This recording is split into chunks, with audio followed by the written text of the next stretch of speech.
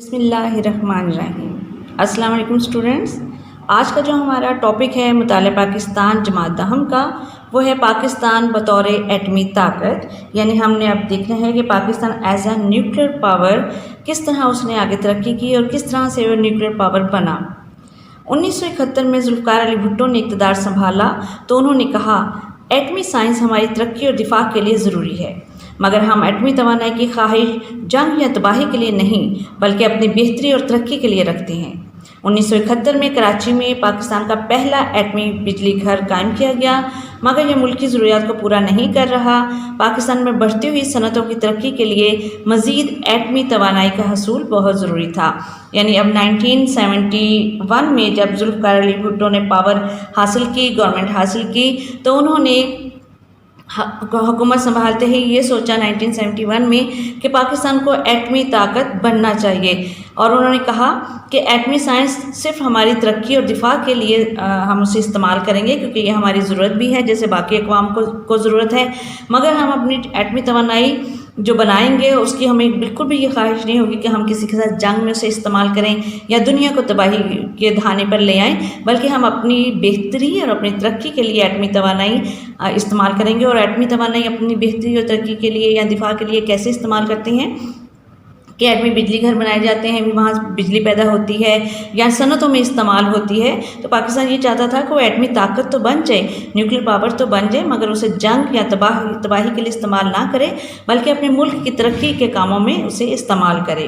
بھارت نے جب 1974 میں راجستھان کے صحرا میں اپنا پہلا ایٹمی دھماکہ کیا تو وہ ایٹمی طاقت رکھنے والا ملک بن گیا۔ بھارت کے ایٹمی دھماکے سے جنوبی ایشیا میں طاقت کا توازن بگڑ گیا، چنانچہ پاکستان نے بھی ایٹمی طاقت بننے کے لیے کوششیں شروع کر دیں۔ اب 1974 میں بھارت نے اپنے صحرا راجستھان میں پہلا ایٹمی دھماکہ کیا اور اس نے دنیا کو بتایا کہ میں بھی اب ایٹمی طاقت رکھنے والا ملک بن گیا ہوں، اور پاکستان کو ڈرانے دھمکانے کی کوشش کی کہ اگر اس نے پنگا لینے کی کوشش کی یا اس کی بات نہ مانی گئی تو وہ ایٹمی طاقت چونکہ رکھتا ہے تو وہ ایٹم سے ملک کو تباہ کر دے گا۔ لہٰذا پاکستان جو پہلے ہی ایٹمی طاقت حاصل کرنے کے لیے کوشش کر رہا تھا، جیسے کہ ہم نے پڑھا ہے کہ 1971 میں ذوالفقار علی بھٹو نے یہ کوشش شروع کر دی تھی، تو اب 1974 میں جب بھارت نے ایٹمی دھماکہ کیا تو پاکستان نے اور زیادہ تیز اپنی کوشش شروع کر دی اور اپنی ایٹمی طاقت بننے کے لیے جتنا بھی کام ہو سکتا تھا وہ تیز تر کر دیا۔ ذوالفقار علی بھٹو نے فرانس سے ایٹمی ری پروسیسنگ پلانٹ کے حصول کی خواہش کی۔ اب ذوالفقار علی بھٹو نے ایٹم بنانے کے لیے ایٹمی ری پروسیسنگ پلانٹ جو تھی اس کو لگانے کے لیے کوشش شروع کی، اور کس سے تعاون لیا؟ فرانس سے۔ 1976 میں دونوں ممالک میں پلانٹ کی خریداری کے لیے معاہدہ طے پا گیا۔ کون سے دونوں ممالک؟ فرانس اور پاکستان۔ یعنی اب جو ذوالفقار علی بھٹو نے فرانس سے خواہش کا اظہار کیا تھا کہ اسے ایٹمی ری پروسیسنگ پلانٹ چاہیے، تو فرانس نے حامی بھر لی۔ اب 1976 میں دونوں ممالک یعنی پاکستان اور فرانس ان دونوں نے معاہدہ کیا کہ وہ پاکستان میں ایٹمی ری پروسیسنگ پلانٹ جو ہے وہ لگائیں گے۔ پلانٹ کی کل قیمت $40 کروڑ میں سے $10 کروڑ کی رقم پہلی قسط کے طور پر ادا کر دی گئی، لیکن بھارت، روس، امریکہ اور دوسری ایٹمی طاقتوں کو یہ بات پسند نہ آئی، چنانچہ انہوں نے فرانس پر دباؤ ڈالا کہ وہ پاکستان کو یہ پلانٹ مہیا نہ کرے۔ مجبوراً فرانس نے معاہدے کے باوجود پلانٹ کی فراہمی روک دی۔ یعنی اب یہ جو پلانٹ ہم نے خریدنا تھا ایٹمی ری پروسیسنگ پلانٹ فرانس سے، اس کی جو کل قیمت تھی وہ $40 کروڑ تھی، اور اس میں سے $10 کروڑ پہلی قسط جو پہلی انسٹالمنٹ تھی وہ ہم نے پے کر دی تھی، لیکن اب جو ایٹمی طاقتیں تھیں اس وقت کی، بھارت، روس، امریکہ، تو انہیں یہ بات پسند نہیں آئی کہ کوئی مسلم ملک جیسے کہ پاکستان ہے وہ ایٹمی طاقت بن جائے، تو انہوں نے فرانس پہ یہ دباؤ ڈالا کہ تم اس کی مدد کرنا چھوڑ دو۔ تو فرانس نے باوجود اس کے کہ معاہدہ بھی ہو گیا تھا، پہلی قسط بھی اس نے ہم سے $10 کروڑ لے لی، لیکن اس کے باوجود جو پلانٹ کی باقی چیزیں تھیں وہ ہمیں نہیں دیں، اور یہ معاہدہ جو تھا یہ اس نے ختم کر دیا۔ بعد ازاں جنرل محمد ضیاء الحق کے دور حکومت میں ڈاکٹر عبدالقدیر خان کی نگرانی میں پاکستان کا جوہری پروگرام جاری رہا۔ یعنی اب جنرل محمد ضیاء الحق جب برسر اقتدار آئے تو انہوں نے ڈاکٹر عبدالقدیر خان سے خدمات لیں کہ وہ ایٹمی پلانٹ جو ہے وہ بنائیں، ایٹمی پروگرام جو ہے اس کو جاری رکھیں۔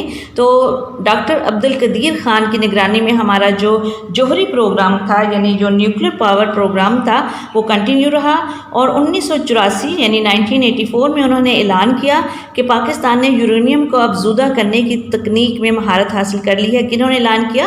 ڈاکٹر عبدالقدیر خان نے، یعنی 1984 میں ڈاکٹر عبدالقدیر خان نے یہ اعلان کر دیا اور بتایا کہ پاکستان نے یورینیم کو افزودہ یعنی یورینیم کو پروسیس جو ہے وہ ٹیکنیک جو تھی وہ حاصل کر لی ہے، اور یہ کسی اور ملک سے نہیں لی تھی بلکہ اپنے ہی ملک میں انہوں نے یہ مہارت حاصل کر لی تھی۔ اس اعلان کے ہوتے ہی پاکستان دشمن عناصر نے پاکستان کے جوہری پروگرام کے خلاف پروپیگنڈا مہم تیز تر کر دی، یعنی اب جو ایٹمی طاقتیں تھیں اس وقت کی، بھارت، روس، امریکہ، سب پاکستان یا مسلم ممالک کے خلاف تھے، اور وہ نہیں چاہتے تھے کہ کوئی بھی مسلم ملک جو ہے وہ ان کے برابر آئے۔ تو لہٰذا جب پاکستان نے یہ اعلان کیا کہ اس نے یورینیم کو افزودہ کرنے کی تکنیک میں مہارت حاصل کر لی ہے، تو وہ سب کے سب مسلمانوں کے خلاف ہو گئے اور پاکستان کے خلاف ہو گئے، اور ایک پروپیگنڈا کرنا شروع کر دیا کہ ہمیں ایٹم نہیں بنانا چاہیے۔ الزام لگایا کہ پاکستان امریکی F-16 اور فرانسیسی طیارے معراج کے ذریعے ایٹمی ہتھیار استعمال کر سکتا ہے، یعنی اب یہ الزام لگایا کہ اگر پاکستان نے ایٹمی طاقت حاصل کر لی تو جو امریکہ نے اسے F-16 اور فرانس نے معراج طیارے دیے ہیں ان کے ذریعے وہ ایٹمی ہتھیار کو دوسرے ممالک پر گرا کر انہیں تباہ و برباد کر سکتا ہے، جو بھارت کے بڑے شہروں تک رسائی حاصل کر سکتے ہیں۔ اور یہ کہا کہ F-16 اور معراج طیارے جو تھے وہ بھارت کے بڑے بڑے شہروں تک جا سکتے تھے، اور پاکستان یہ بھی ہو سکتا ہے کہ اپنے ایٹمی ہتھیار کو بھارت کے شہروں پر حملہ کر کے کرے، اس لیے انہوں نے ایک پروپیگنڈا شروع کر دیا۔ 1989 میں 1989 میں ڈاکٹر عبدالقدیر خان نے دعویٰ کیا کہ پاکستان نے ایٹمی ری ایکٹر بنانے کی صلاحیت حاصل کر لی۔ اب 1984 میں ڈاکٹر عبدالقدیر خان نے یہ دعویٰ کر دیا تھا اور بتا دیا تھا کہ پاکستان نے یورینیم کو افزودہ کرنے کی تکنیک میں مہارت حاصل کر لی، اور اس کے ٹھیک 5 سال کے بعد ڈاکٹر عبدالقدیر خان نے یہ بھی بتا دیا کہ اب پاکستان نے ایٹمی ری ایکٹر بنانے کی صلاحیت بھی حاصل کر لی ہے۔ بھارت اور پاکستان نے اپنے جوہری پروگرام کو ایک دوسرے سے خفیہ رکھا تھا، مگر بھارت نے 1974 میں دھماکے کر کے دنیا کو بتا دیا کہ وہ ایک ایٹمی قوت ہے۔ امریکہ نے اس کے اس رویے سے نظریں چرا لیں، مگر جب پاکستان نے اس میدان میں قدم رکھا تو اسے پریسلر ترمیم کی پابندیوں میں جکڑ دیا۔ اب جب بھارت نے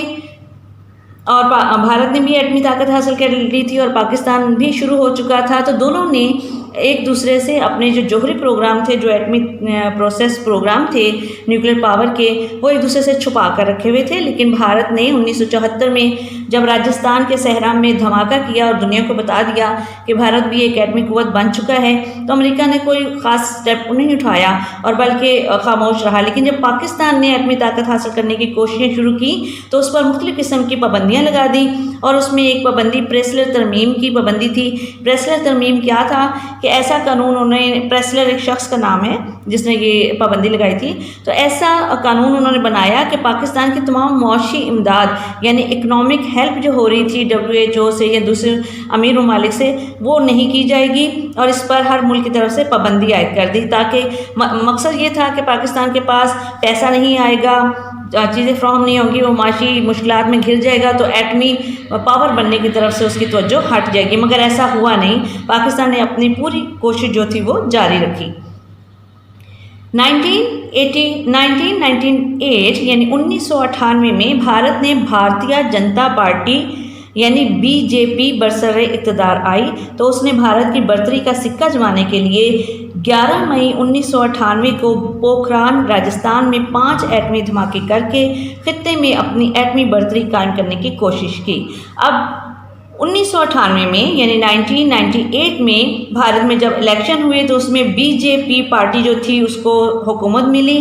اب اس نے اپنی حکومت کا سکہ بٹھانے کے لیے، اپنا نام پیدا کرنے کے لیے کیا کیا کہ 11 مئی 1998 میں راجستھان کے ایک صحرا پوکھران میں 5 ایٹمی دھماکے کیے اور بتایا کہ میرے پاس ایٹمی برتری ہے، اور پاکستان کو ڈرانے کی کوشش کی۔ اب اس پہ کیا ہوا؟ امریکی صدر بل کلنٹن نے پاکستان کے وزیر اعظم نواز شریف کو بھارتی جارحیت کا جواب دینے سے منع کر دیا اور دھمکی دی کہ اگر پاکستان نے جوابی دھماکے کیے تو اس کی اقتصادی امداد بند کر دی جائے گی، مگر وزیر اعظم نواز شریف نے امریکی صدر بل کلنٹن کی بات ماننے سے صاف انکار کر دیا۔ اب کیا ہے کہ جب 11 مئی 1998 کو بھارت نے دھماکے کیے پاکستان کو ڈرانے کے لیے، تو امریکہ نے اپنی نظریں بند رکھیں اور اس پہ کوئی ایکشن نہیں لیا، بلکہ الٹا صدر بل کلنٹن جو اس وقت کے امریکہ کے صدر تھے، انہوں نے پاکستان کے وزیر اعظم نواز شریف کو یہ دھمکی دی کہ بھارت نے تو ہم دھماکے کر دیے ہیں، لیکن اس کے جواب میں اگر پاکستان نے دھماکے کیے تو اس کی امداد جو ہے وہ بند کر دی جائے گی۔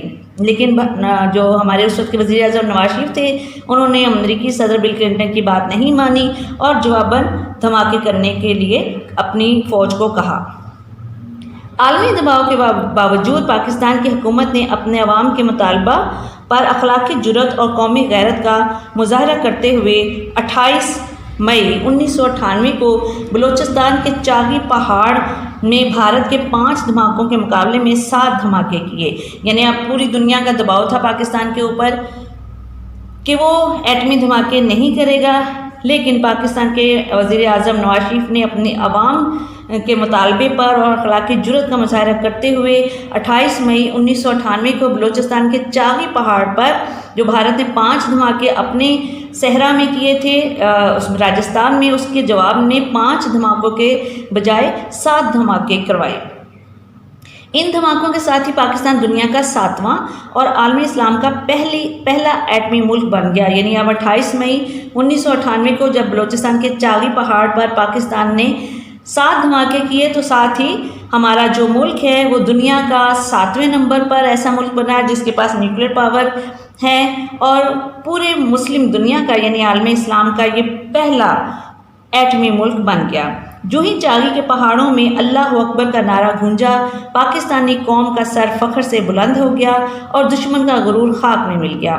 28 مئی کو یوم تکبیر کا نام دیا گیا، یعنی اب جس دن 28 مئی کو پاکستان نے 7 دھماکے کیے تھے، اس دن کو پاکستان کی قوم نے کیا نام دیا؟ یوم تکبیر۔ یعنی اب ہم ہر 28 مئی کو دن مناتے ہیں یوم تکبیر، جس دن کے ہم نے 7 دھماکے کیے تھے اور ہم ایٹمی طاقت بنے تھے۔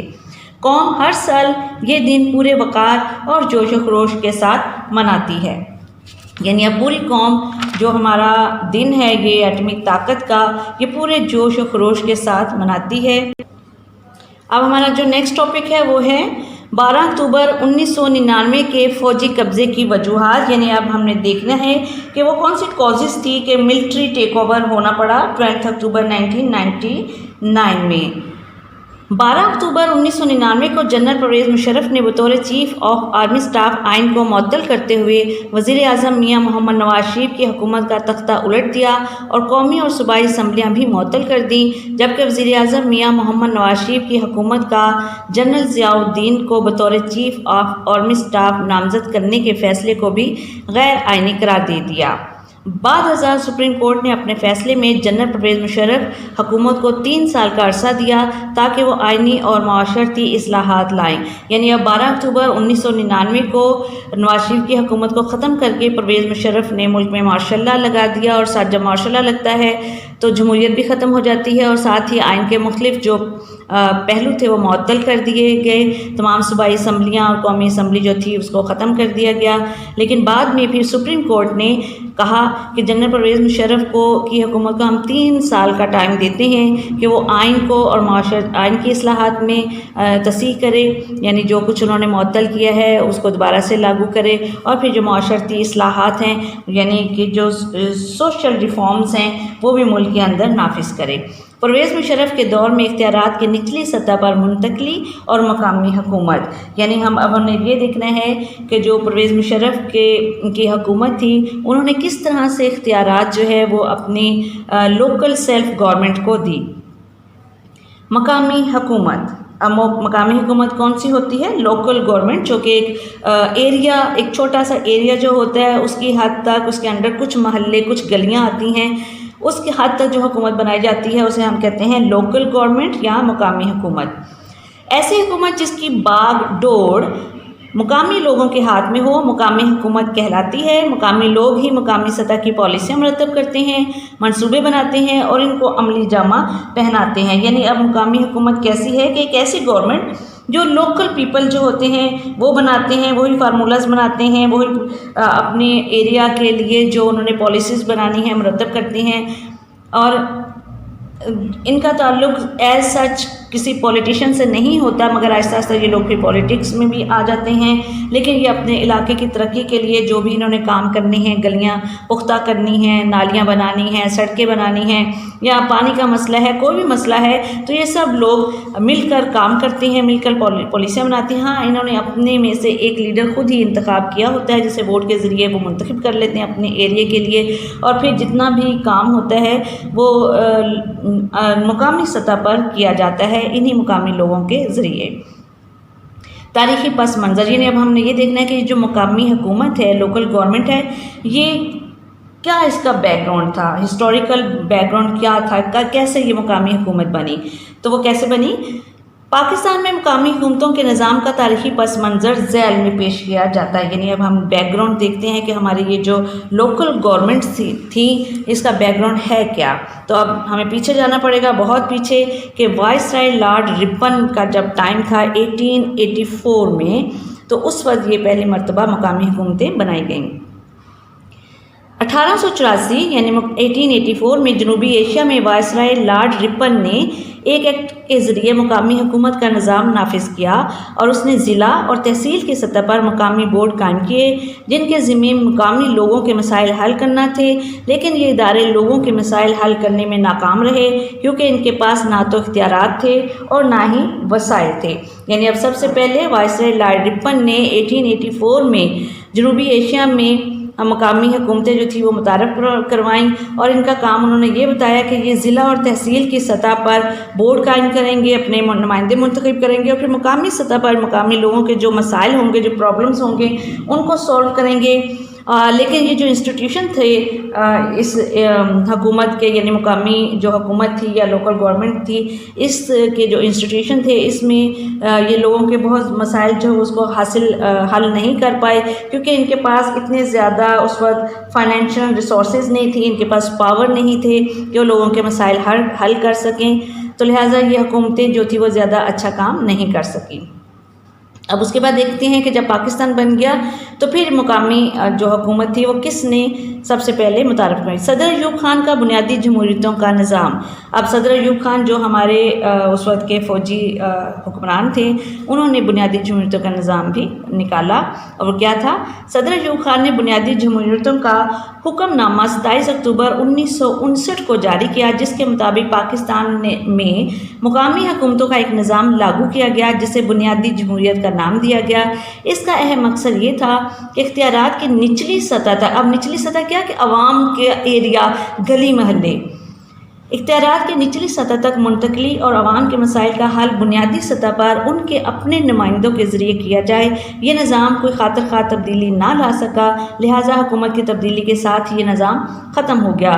ذوالفقار علی بھٹو کے دور میں بھی مقامی حکومتوں کا نظام کامیاب نہ ہو سکا، یعنی صدر ایوب خان نے بنیادی جمہوریتوں کا نظام قائم کیا اور یہ کوشش کی کہ نچلی سطح تک اختیارات جو ہے وہ عوام کے نمائندوں کو دے دیے جائیں، تاکہ لوکل باڈیز جو ہیں، یعنی جو لوکل گورنمنٹس ہیں یا گلی محلے کے جو لوگ ہیں، وہ اپنے اپنے علاقے کے مسائل کو سولو کریں۔ لیکن صرف وہاں پہ نمائندے بنائے گئے، ان کو کام دے دیے گئے، مگر ان کو کوئی پاور نہیں دی گئی، کوئی ایڈ نہیں دی گئی، لہٰذا یہ جو بنیادی جمہوریتوں کا نظام تھا یہ کامیاب نہیں ہوا۔ جیسے ہی ایوب خان کی حکومت ختم ہوئی، ساتھ ہی یہ بنیادی جمہوریتوں کا نظام جو تھا یہ بھی ختم ہو گیا۔ ان کے بعد پھر ذوالفقار علی بھٹو کی جب حکومت آئی تو انہوں نے بھی مقامی حکومتوں کا نظام چلانے کی کوشش کی، مگر وہ اس میں ناکام رہے۔ جنرل ضیاء الحق کے دور میں مقامی حکومتوں کا نظام، اب ہم دیکھتے ہیں کہ یہی مقامی حکومت جو تھی، لیکن یعنی کہ لوکل گورنمنٹ سسٹم تھا، جنرل ضیاء الحق کے دور میں یہ کیسا رہا؟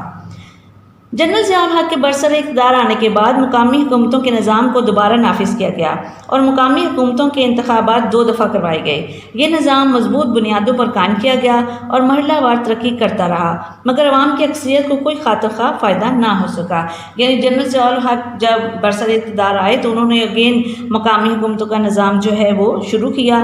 اس دور میں یہ نظام تھوڑا سا کامیاب رہا، مگر اس نے بہت زیادہ عوام کو فائدہ نہیں دیا، کیونکہ ظاہر ہے جب ان کے پاس پاور نہیں ہوں گے، نمائندوں کے پاس ان کے پاس فائنینشیل ایڈ نہیں ہوں گی، ریسورسز نہیں ہوں گے، تو وہ کس طریقے سے عوام کی خدمت کر سکیں گے۔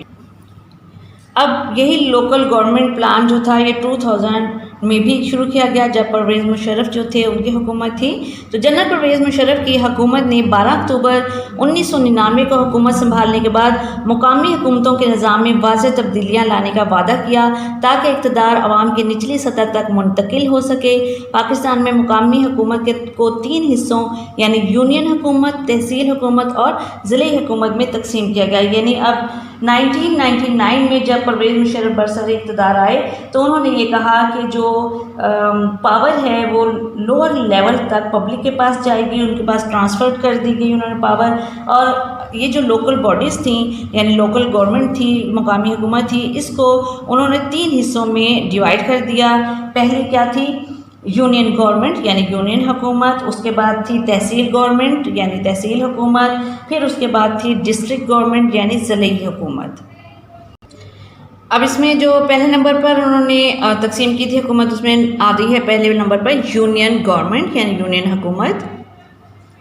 یونین حکومت یونین ناظم، یونین نائب ناظم، یونین کونسل اور یونین انتظامیہ پر مشتمل ہوگی۔ یعنی اب جو یونین حکومت ہوگی، جو یونین گورنمنٹ ہوگی، اس میں کون کون شامل ہوگا؟ یونین ناظم، پھر اس کے لیے یونین نائب ناظم، پھر یونین کونسل اور یونین انتظامیہ یعنی یونین گورنمنٹ جو ہوگی وہ ہوگی اس میں شامل۔ عوام یونین کونسل کے اراکین کا انتخاب کرتی ہے۔ اس کے اراکین کی کل تعداد 15 ہے، جس میں 1 ناظم، 1 نائب ناظم، 4 مرد جنرل کونسلر، 4 خواتین جنرل کونسلر، 2 مرد کسان مزدور کونسلر، 2 خواتین کسان یا مزدور کونسلر اور 1 اقلیتی کونسلر شامل ہوں گے۔ یعنی اب جو لوکل باڈیز بنائی گئی اس میں یعنی اب ہم یہ دیکھتے ہیں کہ جو یونین گورنمنٹ بنائی گئی لوکل سطح پر، یونین حکومت بنائی گئی، اس میں عوام ہی یونین کونسل کے اراکین کو الیکٹ کرتی ہے، منتخب کرتی ہے، بتاتی ہے کہ ہمارا یونین ناظم کون ہے۔ باقاعدہ الیکشن ہوتے ہیں مقامی سطح پر، چھوٹی اہل محلہ جو ہے وہ ووٹ دیتے ہیں اور اس میں پھر اپنے لیے یونین ناظم جو ہے اس کو الیکٹ کرتے ہیں، پھر یونین نائب ناظم کو الیکٹ کرتے ہیں، پھر یونین کونسل کو، یونین انتظامیہ جو ہے اس کو منتخب کرتے ہیں۔ اس طرح عوام جو ہے وہ یونین کونسل کے لیے 15 لوگوں کو منتخب کرتے ہیں، کیونکہ یونین کونسل کے جو اراکین کی تعداد ہے وہ کل کتنی ہے؟ 15۔ اب اس میں کون کون ان 15 لوگوں میں شامل ہیں؟ 1 ناظم ہوتا ہے، 1 نائب ناظم، 4 مرد جنرل کونسلر ہوتے ہیں، پھر اس میں خواتین کو بھی شامل کیا جاتا ہے کیونکہ خواتین کے مسائل کو سالو کرنے کے لیے تو ظاہر ہے لیڈیز کو ہی ہونا چاہیے، تو 4 خواتین جنرل کونسلر ہوتی ہیں، پھر 2 مرد کسان ہوتے ہیں یا 2 مرد مزدور کونسلر ہوتے ہیں، اس کے ساتھ پھر 2 خواتین کسان یا 2 خواتین یعنی ان کا تعلق مزدوروں سے ہو وہ کونسلر ہوتی ہیں، اور 1 اقلیتی یعنی جو ہماری مینورٹی ہے، جو ہمارا غیر مسلم ہوگا، ان کا بھی ایک نمائندہ شامل کیا جاتا ہے تاکہ اگر ان کو بھی کوئی مسائل لوکل سطح پر ہے، مقامی سطح پر ہیں، تو ان کا جو نمائندہ الیکٹ ہو کر یونین حکومت میں آئے گا وہ اسے سولو کروا سکے اور ان کے مسائل جو ہے وہ یونین حکومت تک پہنچا سکے۔ اس طرح دیکھیے ہر کیٹیگری کے لوگ جو ہیں وہ اس یونین حکومت میں، یونین گورنمنٹ میں آ کر شامل ہوئے ہیں تاکہ کوئی بھی مسئلہ ہو، خواتین کا ہو تو وہ خواتین نمائندوں کو بتا سکیں، مردوں کا ہو تو مرد نمائندوں کو بتا سکیں۔ پھر دیکھیں مزدور کسان ہیں، مزدور ہیں، اقلیت ہے، خواتین مزدور ہیں، خواتین کسان ہیں، ہر کیٹیگری کے لوگ جو ہماری اس حکومت میں شامل ہوتے ہیں۔ اپنی حدود کے اندر سیکیورٹی کا انتظام، یعنی اب یہ جو یونین حکومت ہے اور یہ جو لوگ منتخب ہو کر آئے ہیں ان کے کیا فرائض ہیں، ہم یہ فرائض دیکھ رہے ہیں۔ اب ان کا پہلا فرض یہ ہے کہ وہ جو اپنا ایریا ہے، اپنی حدود جو ہے اس کے اندر سیکیورٹی کا انتظام رکھے، یعنی حفاظتی اقدامات کریں اور وہاں کے جو لوگوں کو چوری چکاری یا قتل ڈاکہ ایسی چیزوں سے وہ ان کو نجات دلائیں اور وہاں پہ چوکیداروں کا انتظام کریں اور سیکیورٹی کا انتظام کریں۔ پھر ان کا دوسرا فرض ہے اپنے علاقے کی ترقی اور خوشحالی کے لیے سالانہ ترقیاتی پروگرام بنانا، یعنی اب یہ 15 جو لوگ ہیں 15 لوگ ہیں یہ مل کر اور باقی کے جو اہل محلہ ہے ان سے بھی مشورہ کرتے ہیں اور پھر وہ اپنے علاقے کی اپنے ایریا کی ترقی کے لیے کیا کیا اقدامات بنانے ہیں وہ پالیسی بناتے ہیں، پھر حکومت تک وہ اپنی جو پالیسی ہے اس کو پہنچاتے ہیں اور انہیں جو بھی فنڈ چاہیے اس کا مطالبہ کرتے ہیں۔ مقامی سطح پر ٹیکس لگانا، اب یونین حکومت کا ایک اور کام ہے کہ ایک تو گورنمنٹ ٹیکس لگاتی ہے، انکم ٹیکس لگاتی ہے، ہاؤس ٹیکس لگاتی ہے، تو مقامی گورنمنٹ جو بنی ہے، مقامی حکومت جو بنی ہے لوکل سطح پر، یہ بھی ٹیکس جو ہے وہ اہل محلہ پر اور ان پہ لگائے گی یا مقامی طور پر، تاکہ لوگ ٹیکس دیں، اس ٹیکس کے ذریعے ترقیاتی پروگرام جو ہیں اس میں اضافہ کیا جا سکے۔ بنیادی نوعیت کے فوجداری، دیوانی، خاندانی تنازعات اور مسائل کو حل کرنا، یعنی اب جو بنیادی نوعیت کے یا چھوٹی نوعیت کے ان کے جھگڑے ہوتے ہیں، وہ چاہے خاندانی جھگڑے ہوں، یعنی آپس میں جو لڑائیاں ہو جاتی ہیں فیملیز کی، اس کو نپٹانا اس کا کام ہے۔ پھر اس کے علاوہ اگر چھوٹا موٹا کوئی جائیداد کا پرابلم ہے تو وہ لوکل سطح پر بیٹھ کر آپس میں اسے ختم کر لیتے ہیں، نپٹا لیتے ہیں۔ یونین کونسل کے فرائض میں شامل ہے، یعنی یہ سب جو ہم نے دیکھا ہے یہ سب کس کی ڈیوٹیز ہیں؟ یونین حکومت کی۔ اب نیکسٹ ہم دیکھ رہے ہیں کہ نیکسٹ اس کا جو کیا پارٹ تھا، تحصیل حکومت، یعنی تحصیل گورنمنٹ۔ اب یونین حکومت سب سے بڑی ہو گئی، پھر اس کے بعد تحصیل گورنمنٹ ان کی آ جاتی ہے۔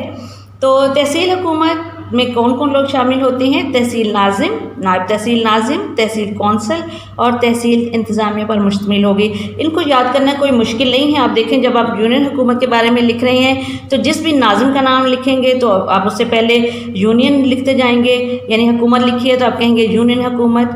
اب اس کے بعد یونین حکومت کے ہی بارے میں لکھنا ہے تو جو ناظم ہوگا اس سے پہلے آپ یونین ناظم لکھ دیجئے، پھر نائب ناظم سے پہلے یونین نائب ناظم، اسی طرح یونین کونسل، یعنی جتنے بھی ان کی کیٹیگریز آ رہی ہے لوگوں کی اس کے ساتھ پہلے آپ یونین کا لفظ ایڈ کرتے جائیں گے تو آپ کا ایک پورا پیراگراف بن جائے گا۔ اسی طرح یہ دیکھیے کہ وہی پوسٹ ہیں جو پوسٹ یہاں پہ ہیں ناظم، یہاں بھی ناظم ہے، وہاں بھی نائب ناظم ہے، یہاں بھی نائب ناظم ہے، لیکن جب یونین حکومت کی بات کریں گے تو انہی کیٹیگریز انہی پوسٹ کے پیچھے ہم پہلے یونین لگاتے جائیں گے۔ جب تحصیل کی سطح پر ہم بات کر رہے ہوں گے تحصیل حکومت کی تو پوسٹ وہی ہے لیکن اس سے پہلے ہم تحصیل لگاتے جائیں گے، یعنی اب ہم نے تحصیل حکومت کے بارے میں بتانا ہے تو ہم حکومت سے پہلے تحصیل، ناظم سے پہلے تحصیل، نائب ناظم سے پہلے بھی لگا سکتے ہیں اور درمیان میں بھی جہاں بھی سوٹیبل ہو نائب تحصیل ناظم لگا سکتے ہیں۔ اب تحصیل حکومت میں کیا ہے؟ تحصیل حکومت تحصیل ناظم، نائب تحصیل ناظم، تحصیل کونسل اور تحصیل انتظامیہ پر مشتمل ہوگی۔ تحصیل ناظم اور نائب ناظم کی تعلیمی قابلیت کم از کم میٹرک ہوگی، یعنی اب ان کو پڑھنا لکھنا بھی آنا چاہیے۔ تو جو تحصیل ناظم ہوں گے اور نائب ناظم ہوں گے ان کی جو کوالیفیکیشن ہوگی وہ کم سے کم میٹرک ہوگی، یعنی وہ 10ویں کلاس تک پڑھے لکھے ہونے چاہیے۔ ان کا انتخاب تحصیل میں موجود تمام یونین کونسلرز مل کر کریں گے، یعنی یہ لوگ جو منتخب ہوئے ہیں یہی اب تحصیل حکومت کا انتخاب کریں گے۔ تحصیل ناظم تحصیل حکومت کا انتظامی سربراہ ہوتا ہے۔ اب جو تحصیل حکومت کا سربراہ ہوگا وہ کون ہوتا ہے؟ تحصیل ناظم، یہ جو سب سے پہلے لکھا ہوا ہے نا تحصیل ناظم، یہ حکومت کا تحصیل حکومت کا انتظامی سربراہ ہوگا، یعنی ساری جو دیکھ بھال کرنی ہے وہ یہی کرے گا تحصیل ناظم۔ تحصیل کونسل میں تحصیل کے تمام یونین کونسلوں کے نائب ناظمین شامل ہوتے ہیں۔ تحصیل کونسل میں 33% نشستیں عورتوں کے لیے اور 5% نشستیں کسانوں اور مزدوروں کے لیے اور 5% نشستیں اقلیتوں کے لیے مخصوص ہوں گی، یعنی تحصیل کونسل میں جو نمائندے شامل ہوں گے ان میں کم از کم خواتین کی جو سیٹس ہیں وہ 33% ہوں گی۔ اس کے علاوہ جو مزدور اور کسان ہوں گے ان کو بھی حصہ دیا گیا ہے ان نشستوں میں اور وہ 5% ہوگا اور 5% اس میں منورٹیز کو حصہ دے گا۔ یونین حکومت میں ہم نے دیکھا تھا کہ انہیں ایک اقلیتی کونسل دے گا تھا، لیکن تحصیل کی سطح پر انہیں 5% جو ہے وہ دیا گیا۔ تحصیل حکومت کا سربراہ تحصیل ناظم ہوگا۔ تحصیل ناظم کے ماتحت ایک تحصیل میونسپل آفیسر یعنی TMO یعنی تحصیل میونسپل آفیسر کام کرے گا۔ تحصیل میونسپل آفیسر کے ماتحت 4 تحصیل آفیسرز کام کریں گے جو مختلف شعبوں کے معاملات کی نگرانی کریں گے۔ ان شعبوں میں مالیات، بجٹ اور اکاؤنٹ، زمینوں کے استعمال کا ریکارڈ، منصوبہ بندی، دیہی اور شہری منصوبہ بندی، میونسپل رابطہ اور درجہ بندی وغیرہ شامل ہیں۔ یعنی اب جو تحصیل حکومت کا سربراہ ہوگا وہ کون ہوگا؟ تحصیل ناظم. اور تحصیل ناظم کے ماتحت یعنی اب تحصیل ناظم کے انڈر ایک تحصیل میونسپل آفیسر یعنی TMO کام کرے گا. تحصیل میونسپل آفیسر جو ہوگا یعنی یہ والا TMO، اس کے انڈر بھی آگے سے 4 تحصیل آفیسر جو ہے وہ کام کریں گے. یعنی سربراہ جو ہوگا وہ تحصیل ناظم ہوگا، اس کے انڈر ایک تحصیل میونسپل آفیسر ہوگا. اب اس ایک تحصیل میونسپل آفیسر کو آگے جو کام کرنے کے لیے لوگ چاہیں گے وہ اسے 4 ہوں گے، جن کا جو پوسٹ ہوگی وہ کیا ہوگی؟ تحصیل آفیسر. یعنی وہ بھی تحصیل آفیسر ہوں گے مگر وہ ایک میونسپل آفیسر کے انڈر کام کر رہے ہوں گے، جو مختلف شعبوں کے معاملہ کی نگرانی کریں گے اور اس کے ساتھ ساتھ مختلف جو پرابلمز ہوں گی، ڈپارٹمنٹس ہوں گے، ان کے کام کریں گے اور ان کی دیکھ بھال کریں گے، نگرانی کریں گے کہ کیا وہ صحیح کام کر رہے ہیں کہ نہیں. ایسا تو نہیں ہے کہ گورنمنٹ سے تو انہوں نے ایڈ لے لی ہے، پیسے لے لی ہیں اور اسے ذاتی مقاصد پہ استعمال کیا جا رہا ہو. ان شعبوں میں پھر کیا آ جاتا ہے کہ وہ مالیات پر دیکھتے ہیں کہ جو مال حاصل کیا، انہوں نے پیسے حاصل کیے ہیں وہ صحیح جگہ خرچ ہو رہے ہیں کہ نہیں. جو بجٹ بنایا ہے وہ ٹھیک ہے، زیادہ سخت بجٹ تو نہیں بن گیا. پھر اکاؤنٹ اور زمینوں کا جو ریکارڈ ہوگا، منصوبہ بندی ہوگی. پھر دیہی اور شہری یعنی اگر وہ دیہات کی تحصیل ہے تو دیہاتی علاقے میں، اور اگر وہ شہر کی تحصیل ہے تو شہری علاقوں میں ان کی منصوبہ بندی صحیح ہو، پلاننگ جو ہے وہ صحیح ہو. اس طرح وہ تمام جو درجہ بندی کے کام ہوں گے جو میونسپل کمیٹی آپس میں کریں گی اور رابطہ پیدا کرتی ہیں، یہ سب ڈیوٹیز جو ہیں وہ تحصیل حکومت کی ہوگی. اب تیسرے نمبر پہ ہے ضلعی حکومت یعنی ڈسٹرکٹ گورنمنٹ. ضلعی حکومت ضلعی ناظم اور نائب ناظم، ضلع کونسل اور ضلعی انتظامیہ پر مشتمل ہوگی. اب دیکھیں ان کی جو بھی پوسٹ آ رہی ہے اس کے ساتھ اس حکومت کا جو پہلا لفظ ہے وہ استعمال کیا گیا ہے. یعنی ناظم ہر جگہ ہے، لیکن اگر یونین حکومت کا ہم بات کریں تو اسی ناظم سے پہلے ہم یونین لگائیں گے. اگر تحصیل کی بات کریں تو ہم تحصیل ناظم اس پوسٹ کو کہیں گے. لیکن اگر ہم ضلعی حکومت کی بات کریں تو ہم اسی پوسٹ کو کیا کہیں گے؟ ضلعی ناظم. ضلعی حکومت ضلعی ناظم اور نائب ناظم، ضلع کونسل اور ضلعی انتظامیہ پر مشتمل ہوگی. ایک ضلع کے اندر تمام یونین کونسلوں کے ناظم ضلع کونسل میں شامل ہوتے ہیں. ضلع کونسل کی کل تعداد کا 33% حصہ عورتوں کے لیے، 6% نشستیں کسانوں اور مزدوروں کے لیے اور 5% نشستیں اقلیتوں کے لیے مخصوص ہوتی ہیں. یعنی اب ضلعی حکومت میں اگین دیکھتے ہیں ہم پوسٹ کیا ہے ضلعی ناظم کی، پھر ضلعی نائب ناظم ہے، اس کے بعد ضلع کونسل آ جاتی ہے، پھر ضلعی انتظامیہ آ جاتی ہے. اب اس کے اندر بھی کون کون سے ارکان ہیں کہ تمام جو یونین کونسلیں ہوں گی اور نائب ضلع کونسل ہوں گی ان کے اراکین اس میں شامل ہو جاتے ہیں. پھر یہاں پہ جو لیڈیز کو، جو خواتین کو حصہ دیا گیا ہے نشستوں کا وہ 33% ہے، 33%. کسانوں اور مزدوروں کو ملا کر جو حصہ دیا گیا ہے وہ 6% ہے، اور جو مینورٹیز کو کے لیے سیٹس مخصوص کی گئی ہیں وہ 5%. ایک ضلع سے منتخب ہونے والے تمام یونین کونسلرز ناظم اور نائب ناظم، ضلعی ناظم اور نائب ناظم کا اکٹھا انتخاب کرتے ہیں. ضلعی ناظم تمام انتظامی اختیارات کا سربراہ ہوتا ہے. ضلع کی پولیس اور انتظامی ضلعی ناظم کو جوابدہ ہوتی ہے. ضلعی ناظم ضلع کے اندر سیاسی قیادت فراہم کرتا ہے اور ضلع کی ضروریات، ترقی اور خوشحالی کا ذمہ دار ہوتا ہے. اب چونکہ ضلعی حکومت بڑی حکومت ہوتی ہے باقی سے، تو اس طرح تمام یونین کونسلرز ناظم اور نائب ناظم، ضلعی ناظم اور نائب ناظم جو ہوتے ہیں ان کا جو الیکشن ہوتا ہے، جو ان کو الیکٹ کیا جاتا ہے وہ ایک ہی ٹائم پہ کیا جاتا ہے. اور پھر ضلعی ناظم تمام انتظامی اختیارات کا سربراہ ہوتا ہے. یعنی ضلع کے جتنے بھی گورنمنٹ کے یا حکومت کے اختیارات ہوتے ہیں اس کا جو سربراہ ہے، جو لیڈر ہے وہ کون ہوگا؟ ضلعی ناظم.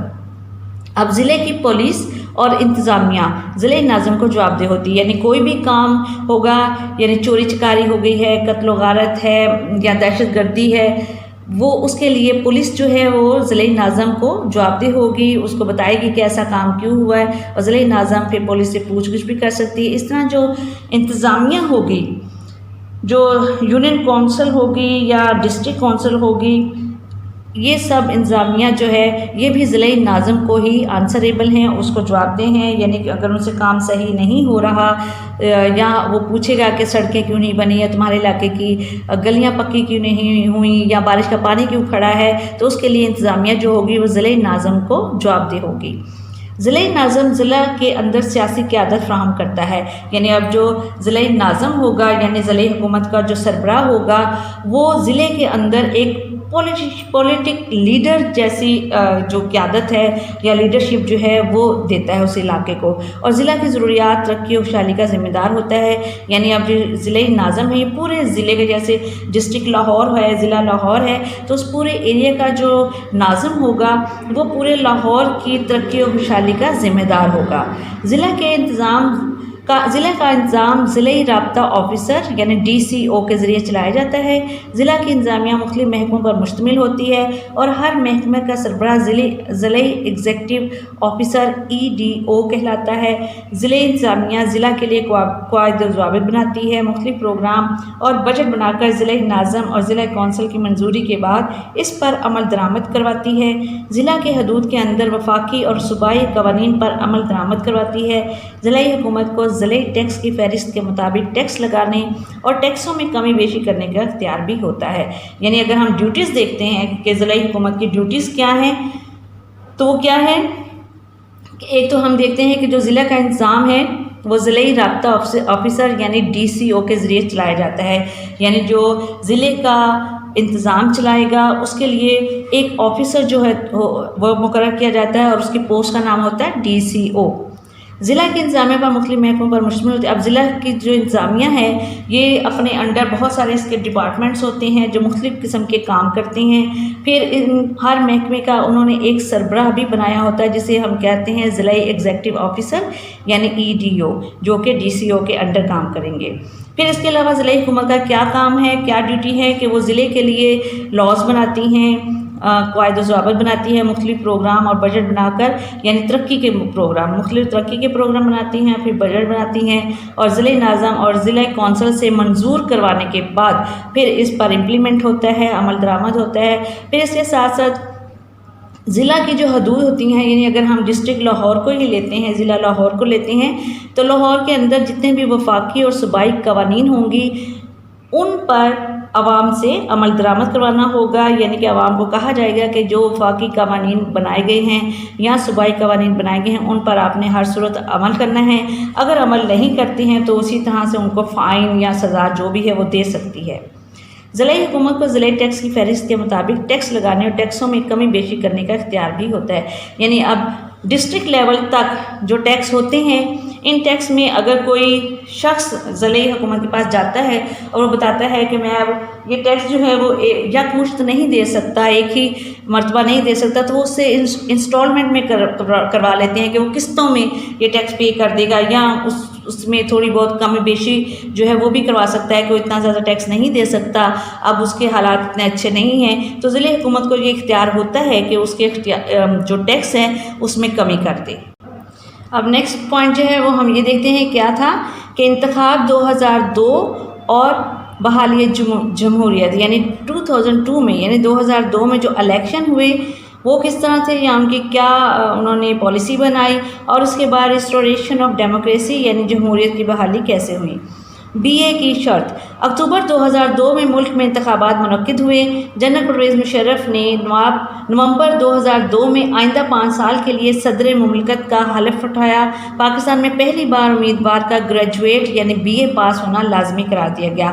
یعنی جو ماشاء اللہ لگایا ہوا تھا پرویز مشرف نے، انہوں نے 2002 میں جب انتخابات ہونے لگے تو خود کو انہوں نے پہلے صدر مملکت بنوایا، صدر مملکت کا انہوں نے حلف اٹھایا اور پھر ایک پابندی لگائی کہ جو بھی الیکشن میں حصہ لے گا اس کا کم از کم BA پاس ہونا لازمی ہے۔ جنرل پرویز مشرف کے لامحدود اختیارات: فروری 2003 کو وفاقی حکومت نے legal frame work order LFO کے حوالے سے ایک نوٹیفیکیشن جاری کیا جس کے باعث صدر پرویز مشرف کو گورنروں، تینوں مسلح افواج کے سربراہوں، چیف الیکشن کمیشن اور chairman federal public service commission کی تقرری اور اسمبلیوں کی برطرفی سمیت لامحدود اختیارات حاصل ہو گئے۔ یعنی صدر پرویز مشرف جب انہوں نے خود کو صدر کا حلف اٹھا لیا تو اپنے اختیارات میں بے تحاشا اضافہ کر لیا، اور اس میں کیا تھا کہ گورنر جو چاروں صوبوں کے تھے، پھر تینوں جو ہماری افواج مسلح افواج ہیں ان کے جو سربراہ ہیں، پھر چیف الیکشن کمیشن ہے، chairman federal public service commission ہے، ان کو مقرر کرنا، ان کو اتارنا، پھر اسمبلیوں کی برطرفی یعنی جو قومی اسمبلی ہوگی، صوبائی اسمبلی ہوگی، اس کو وہ کسی بھی وقت ختم کر سکتے ہیں، اس قسم کے ان کو بے انتہا یعنی لامحدود جو اختیارات تھے وہ حاصل ہو گئے۔ ایل ایف او وجہ تنازع اور انتخاب 2008۔ اب ہم دیکھنا ہے کہ ایل ایف او جو تھا وہ کس طرح سے جھگڑے کا باعث بنا، اور پھر 2008 یعنی 2008 میں جو انتخابات ہوئے ان کے کیا رزلٹ نکلے۔ ایل ایف او حکومت اور اپوزیشن کے درمیان متنازع بن گیا۔ اس وقت کے وزیر اعظم میر ظفر اللہ خان جمالی نے اپنی بھرپور کوششوں سے حکومت اور اپوزیشن کے درمیان تعاون کی راہ ہموار کی۔ 2003 میں ARD اپوزیشن جماعتیں جو کہلاتی ہیں، انہوں نے مہنگائی، بے روزگاری، من پسند افراد کے قرضے معاف کرنے، مشرف حکومت کی داخلی اور خارجی دونوں محاذوں پر ناکامی کے حوالے سے ایک وائٹ پیپر شائع کیا۔ 1 جنوری 2004 کو قومی اسمبلی نے جنرل پرویز مشرف کو پھر صدر منتخب کر لیا۔ جنرل پرویز مشرف نے مسلم لیگ کاف کے ساتھ مل کر جنوری 2008 میں انتخابات کا اعلان اس شرط کے ساتھ کیا کہ پہلے موجودہ اسمبلی تحلیل یعنی ختم ہونے سے قبل انہیں پھر اگلے 5 برس کے لیے صدر منتخب کرے۔ جنرل پرویز مشرف اگلے 5 سال کے لیے صدر منتخب ہوئے۔ انہوں نے فروری 2008 میں انتخابات کروائے۔ ان انتخابات کا نتیجہ یہ نکلا کہ مسلم لیگ کاف اکثریت حاصل نہ کر سکی۔ پیپلز پارٹی اور مسلم لیگ نون نے اس انتخاب میں اکثریت حاصل کی۔ سید یوسف رضا گیلانی پاکستان کے وزیر اعظم بنے۔ 2013 کے انتخابات میں مسلم لیگ نون کو اکثریت حاصل ہوئی اور اس جماعت کے محمد نواز شریف نے وزیر اعظم کا عہدہ سنبھالا۔ یعنی اب کیا تھا کہ ایل ایف او حکومت اور اپوزیشن کے درمیان ایک جھگڑے کی وجہ بن گئی، اور جو میر ظفر اللہ خان جمالی اس وقت کے وزیر اعظم تھے، انہوں نے پوری کوشش کی کہ حکومت اور اپوزیشن کے درمیان یہ جو جھگڑا ہے، جو تنازع ہے، اس کو ختم کیا جائے۔ پھر 2003 میں جو اپوزیشن جماعتیں تھیں، انہوں نے مہنگائی، بے روزگاری اور اپنے پسند کے افراد کو حکومت میں شامل کرنا، اس قسم کے الزامات لگائے پرویز مشرف کی حکومت پہ اور ایک وائٹ پیپر شائع کیا۔ پھر 1 جنوری 2004 میں قومی اسمبلی نے جنرل پرویز مشرف کو پھر سے صدر منتخب کر لیا۔ اب جنرل پرویز مشرف نے مسلم لیگ کاف کو اپنے ساتھ ملایا اور پھر کہا کہ جنوری 2008 میں جو انتخابات ہوں گے، لیکن اس سے پہلے جب اسمبلی ختم ہو تو انہیں یعنی پرویز مشرف کو ملک کا صدر چنا جائے۔ تو انہوں نے ایسا ہی کیا کہ ملک کا صدر بنا دیا پرویز مشرف کو۔ لیکن 2008 میں جو انتخابات ہوئے اس میں مسلم لیگ کاف نے کوئی کامیابی حاصل نہ کی، تو پیپلز پارٹی اور مسلم لیگ جو تھی وہ ان انتخابات میں کامیاب ہوئے، اور اس طرح پیپلز پارٹی کے سید یوسف رضا گیلانی پاکستان کے وزیر اعظم بنے۔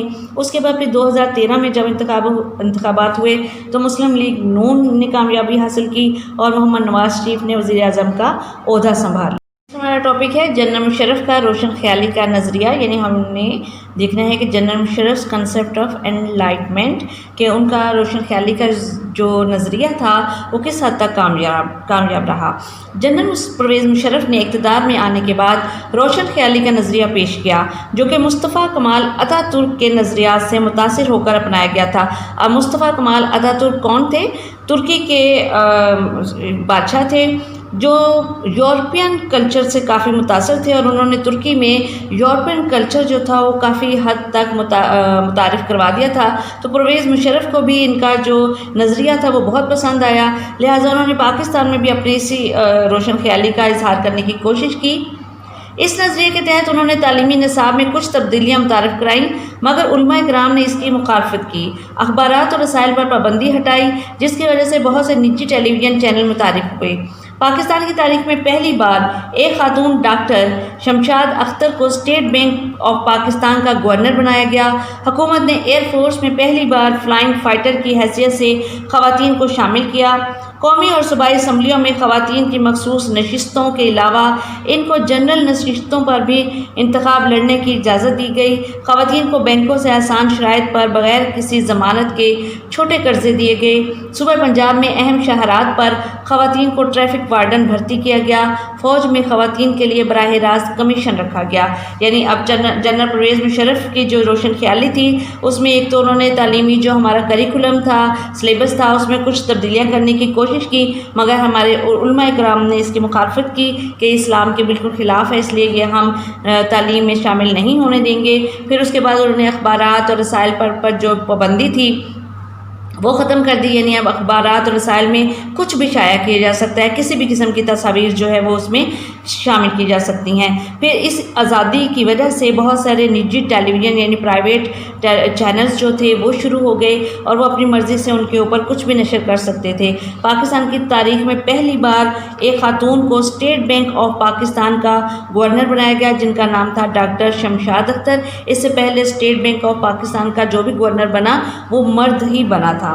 پھر حکومت نے ایئر فورس میں بھی خواتین کو حصہ دیا اور پہلی بار فلائنگ فائٹر کی حیثیت سے خواتین کو شامل کیا گیا۔ اس کے علاوہ قومی اور صوبائی اسمبلیوں میں جو خواتین کی نشستیں تھیں ان میں تو الیکشن لڑنے کا انہیں حق تھا، اس کے علاوہ انہوں نے جنرل نشستوں پر بھی انتخاب لڑنے کا خواتین کو حق دیا۔ پھر خواتین کو بینکوں سے آسان شرائط پر قرضے دیے گئے تاکہ وہ اپنا کوئی بزنس شروع کر سکیں، کاروبار شروع کر سکیں۔ پھر صوبہ پنجاب میں ہم دیکھتے ہیں کہ جو ہماری اہم سڑکیں تھیں، روڈز تھیں، وہاں پہ خواتین کو ٹریفک وارڈن کی حیثیت سے بھرتی کیا گیا، انہیں کھڑا کیا گیا، مگر یہ قدم ان کا کامیاب نہیں ہو سکا کیونکہ ٹریفک وارڈن خواتین کی بات کوئی نہیں سنتا تھا اور ان کے ساتھ بدتمیزی کی جا سکتی تھی، لہٰذا یہ چیز پھر ختم کر دی گئی۔ پھر اس کے علاوہ فوج کی طرف اگر ہم دیکھتے ہیں تو فوج میں خواتین کے لیے براہ راست کمیشن رکھا گیا کہ اب خواتین فوج میں بھی شامل ہو سکتی ہیں۔ اب ہمیں دیکھنا ہے کہ مشرف کے دور حکومت میں نج کاری اور صنعتوں کا قیام، یعنی جو پرائیویٹائزیشن تھی and industrialisation during the Musharraf era, یعنی اب جو مشرف نے کچھ کمپنیاں پرائیویٹ کر دی تھیں تو وہ کس حد تک کامیاب رہا۔ جنرل پرویز مشرف سے پہلے بھی بےنظیر بھٹو اور میاں نواز شریف کا دور حکومت میں نجکاری کا عمل ہوتا رہا جس کا مقصد غربت کا خاتمہ اور بیرونی قرضوں کی ادائیگی تھا۔ مشرف، شوکت عزیز دور حکومت میں نجکاری کو غیر ملکی قرضوں کی ادائیگی اور سماجی بہبود پر خرچ کیا گیا۔ دسمبر 2004 میں حبیب بینک کو صرف 22 بلین روپے میں بیچ دیا گیا اور یو بی ایل کو صرف 13 بلین روپے میں بیچ دیا گیا۔ نجکاری کمیشن نے پی ٹی سی ایل کے 26% حصے دبئی کی ایک کمپنی اتصالات کے ہاتھوں فروخت کر دیے۔ میرپور میتھیلو کی پاک سعودی فرٹیلائزر کو صرف 8 بلین روپے کے عوض فروخت کر دیا گیا۔ ملتان کی پاک عرب فرٹیلائزر کو 13 بلین روپے میں بیچ دیا گیا۔ سب سے بڑی سرکاری فیکٹری پاک امریکن فرٹیلائزر کو صرف 16 بلین روپے میں بیچ دیا گیا۔ مشرف، شوکت عزیز دور حکومت نے نجکاری سے 2.5 بلین ڈالر صرف ایک سال کے عرصے میں کمائے، یعنی انہوں نے جو ہماری امپورٹنٹ چیزیں تھیں وہ بہت ہی کم نرخوں میں بہت ہی کم قیمت پر دوسرے ممالک کے ہاتھ بیچ دیا۔ نئی صنعتوں کا قیام، مشرف دور حکومت میں ملک میں کئی نئی صنعتیں بھی قائم کی گئیں جن میں موٹر گاڑیوں کی تیاری کی صنعت، موٹر سائیکل بنانے کی صنعت، چینی بنانے کی صنعت، کیمیکل کی صنعتیں، بنیادی ضروریات کا سامان بنانے کی صنعت، سامان برائے بجلی کی صنعت، سیمنٹ کی صنعت اور فولاد سازی کی صنعت قابل ذکر ہیں۔ اب ہم نے دیکھنا ہے یہ جو نجکاری کی تھی مشرف دور میں اس کے کیا امپیکٹس ہوئے، کیا اثرات ہوئے۔ اب پازیٹیو اس کے امپیکٹس جو ہیں، مثبت اثرات، وہ پہلے ہم دیکھیں گے۔ نجکاری سے حکومت کی آمدنی میں اضافہ ہوا، یعنی عوام کو نہیں فائدہ ہوا بلکہ حکومت کی آمدنی میں اس سے اضافہ ہوا۔ پھر نمبر 2 اس کا کیا مثبت اثر ہوا، حکومت پر اداروں کو چلانے کا بوجھ کم یا ختم ہو جاتا ہے، یعنی جب دوسرے ممالک کے ہاتھ ہم نے اپنی بہت سارے ادارے بیچ دیے تو اب وہ ممالک جو ہے وہ اس کی ذمہ داری سنبھالیں گے، تو لہٰذا پاکستان کی حکومت سے ان کا جو بوجھ تھا وہ ختم ہو گیا۔ نجی شعبے کی حوصلہ افزائی ہوتی ہے اور ملک میں سرمایہ کاری میں اضافہ ہوتا ہے، یعنی جب ہم پرائیویٹائزیشن کرتے ہیں تو اس سے جو لوگ ہیں وہ پرائیویٹ طور پر بہت سارے بزنس جو ہے وہ سٹارٹ کر لیتے ہیں۔ کارخانوں میں بہترین اشیاء بنتی ہیں اور ملازمین کے کام کرنے کی استعداد میں اضافہ ہوتا ہے، یعنی جب ہم پرائیویٹ طور پر کوئی کام شروع کرتے ہیں تو ان پہ نظر زیادہ رکھی جاتی ہے کہ جو آنر ہوگا کارخانے کا وہ اپنی ساکھ جو ہے اس کو برقرار رکھنے کے لیے بہترین اشیاء بنوائے گا، اور ملازمین کی جو کام کرنے کی قوت ہوتی ہے اس کو بھی وہ برقرار رکھتے ہیں۔ اب اس کے منفی اثرات کیا ہوئے؟ نجکاری سے بے روزگاری میں اضافہ ہوتا ہے، ملازمین اپنی پلاٹوں سے ہاتھ دھو بیٹھتے ہیں، اس سے ملکی سرمایہ میں کمی اور ذاتی سرمایہ میں اضافہ ہوتا ہے، اس سے اشیاء کی قیمتوں میں اضافہ ہوتا ہے۔ نجکاری سے باقی رہ جانے والے ملازمین میں بے اطمینانی اور عدمی تحفظ کا احساس پایا جاتا ہے، یعنی جب ہم نجکاری کرتے ہیں تو بہت سارے لوگوں کو ہم سمجھتے ہیں، آنر سمجھتے ہیں کہ ان کا کوئی کام نہیں ہے فیکٹری میں، لہٰذا ان کو ہم نوکری سے ہٹا دیتے ہیں، تو اس طرح بے روزگاری جو ہے وہ پھیلتی ہے، اور زیادہ فائدہ جو ہوتا ہے وہ آنرز کا ہوتا ہے اور گورنمنٹ کو اس کا فائدہ بہت کم ہوتا ہے۔ اب نیکسٹ جو ہمارا ٹاپک ہے وہ ہے پرویز مشرف اور شوکت عزیز کی متعارف کردہ اقتصادی اصلاحات، GDP میں اضافہ اور نئی صنعتوں کا قیام۔ پرویز مشرف اور شوکت عزیز نے GDP میں اضافے پر خصوصی توجہ دی اور اس میں 7% اضافہ ہوا، اقتصادی پالیسیاں بنائیں اور ملک میں نئی صنعتیں قائم کیں۔ نمبر 2، سرمایہ کاری کی ترغیب۔ بیرون ملک مقیم پاکستانیوں کو ترغیب دی گئی کہ وہ اپنے ملک میں مختلف شعبوں میں سرمایہ کاری کریں تاکہ ملک ترقی کی شاہراہ پر گامزن ہو سکے۔ انہوں نے غیر ملکی سرمایہ داروں کو بھی پاکستان میں سرمایہ کاری کی ترغیب دی، اس طرح سرمایہ کاری میں 22% اضافہ ہوا۔ ملکی خسارے میں کمی۔ خسارہ کیا ہوتا ہے؟ نقصان۔ پرویز مشرف اور شوکت عزیز دور سے پہلے ملکی خسارہ 7% تھا، جسے کم کر کے 4.5% تک لایا گیا۔ غربت کو 32% کے خط سے 20% تک لانے کے لیے انہوں نے مثبت اقدامات کیے۔ نمبر 4، توانائی کا حصول۔ بجلی کی مسلسل فراہمی کے لیے اور توانائی کے حصول کے لیے ہائیڈل پاور پیداوار اور تھرمل پلانٹس کو گیس اور کوئلے کے پلانٹس میں تبدیل کرنے کا منصوبہ بنایا گیا۔ یعنی اب پرویز مشرف اور شوکت عزیز کے دور حکومت میں جو ترقی کی گئی اقتصادی اصلاحات وہ کیا تھیں کہ انہوں نے GDP میں اضافہ کیا۔ اب GDP کیا ہوتا ہے؟ گروس ڈومیسٹک پروڈکٹ، جو ہمارے ملک میں پروڈکٹس بنتی ہیں ان میں اضافہ ہوا اور نئی صنعتیں بنی۔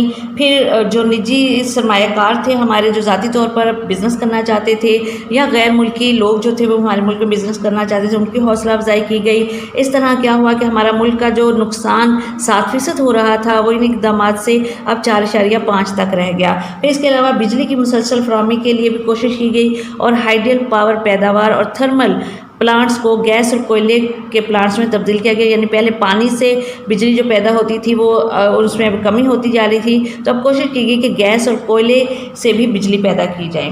تو بچوں اس کے بعد آپ نے یہ جو ہمارے ہیں چوز دا بیسٹ آنسر یہ دیکھنے ہیں، میں نے ٹکس لگائے ہوئے ہیں جو آپ پہ، ویسے آپ کے نوٹس میں بھی یہ موجود ہے تو آپ وہاں سے بھی یاد کر سکتے ہیں، مگر میں آپ کے ساتھ ایک مرتبہ ریپیٹ کر دیتی ہوں کہ 20 دسمبر 1971 کو صدر پاکستان اور چیف مارشل ایڈمنسٹریٹر کا عہدہ سنبھالا ذوالفقار علی بھٹو نے۔ نمبر 2، یوم تکبیر منایا جاتا ہے 28 مئی کو۔ جنوبی ایشیا میں وائسرائے لارڈ رپن نے ایک ایکٹ کے ذریعے مقامی حکومتوں کا نظام نافذ کیا 1884 میں۔ ملک بھر کے بینکوں میں مسلمان کھاتہ داروں سے زکوٰۃ کاٹی جاتی ہے 2.5%۔ ضلع کونسل کی کل تعداد کا 33% حصہ مخصوص ہوتا ہے خواتین کے لیے۔ قومی اسمبلی کے اراکین کی تعداد ہے 342۔ پاکستان نے ایٹمی دھماکے کیے 1998 میں۔ بے نظیر بھٹو کی حکومت نے 1993 میں 5 سالہ منصوبہ کا آغاز کیا، اور وہ کون سا منصوبہ تھا؟ 7واں۔ میاں نواز شریف نے موٹر وے کی تکمیل پر اس کا باقاعدہ افتتاح کیا 1998 میں۔ اور پھر یہ آگے شارٹ کوسچنز اور لانگ کوسچنز ہیں، یہ آپ اپنے نوٹس میں سے اچھے طریقے سے یاد کر لیجئے، اور اب آپ کا ٹیسٹ بھی ہوگا تو اس میں بھی بہت اچھے طریقے سے زبانی لکھے گا۔ اللہ حافظ۔